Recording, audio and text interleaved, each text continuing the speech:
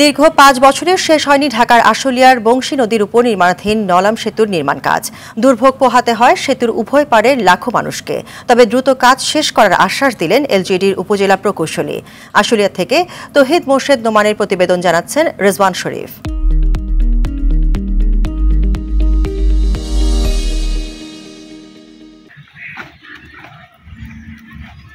ঢাকার খুব কাছের এক প্রত্যন্ত এলাকার নাম আশুলিয়ার নলাম গ্রাম। রাজধানীর খুব কাছে থেকেও বংশী নদী এই অঞ্চলের মানুষকে ঢাকার সঙ্গে সড়ক যোগাযোগ বিচ্ছিন্ন করে রেখেছে। খেয়া নৌকায় তাদের একমাত্র ভরসা। এতে সময় অপচয়ের পাশাপাশি বাড়তি খরচ করতে হয় বসবাসকারীদের। ভোগান্তি লাঘবে ২০১৯ সালে বংশী নদীর উপর সেতু নির্মাণের উদ্যোগ নেয় স্থানীয় সরকার প্রকৌশল অধিদপ্তর। ২০২২ সালে নির্মাণ কাজ শেষ হওয়ার কথা থাকলেও নানা অজুহাতে সময় বাড়ানো হয়েছে ২০২৫ সাল পর্যন্ত। ফলে চরম ভোগান্তি পোহাতে হচ্ছে সেতুর উভয় পাশের লাখো মানুষকে। সবচেয়ে বেশি বিপাকে পড়তে হয় শিক্ষার্থী, রোগী, চাকুরিজীবী সহ ব্যবসায়ীদের। এই নৌকাতে যান লাগে, নৌকাতে গেলে টেহা লাগে, ২০ টাকা আবার গাড়ি লাগে, গাড়িতে টেহা লাগে।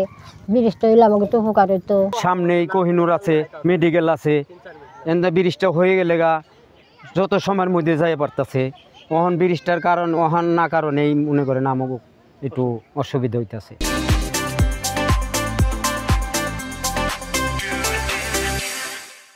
জুলাই অলরেডি ৫ বছর চলে গেছে, তো এখনো কাজটা এখনো কোনো শুরু হইতেছে না। কন্ট্রাক্টর এটা কোনো খোঁজ খবর নিতেছে না। যোগাযোগ ব্যবস্থা খুব খারাপ। আমরা দেখা যাচ্ছে আমরা একটা প্রোগ্রাম করতেছি, কাস্টিং করব, সেখানে আপনার বিভিন্ন রাস্তাঘাট খারাপ হওয়ার কারণে আমরা গাড়ি ঢুকাইতে পারতেছি না, মালামাল আনতে পারতেছি না। নির্মাণ কাজ চলমান আছে জানিয়ে শিগগিরই শেষ করার আশ্বাস দিলেন এলজিইডির উপজেলা প্রকৌশলী। আমাদের নলাম ব্রিজটির কাজ বর্তমানে চলমান আছে।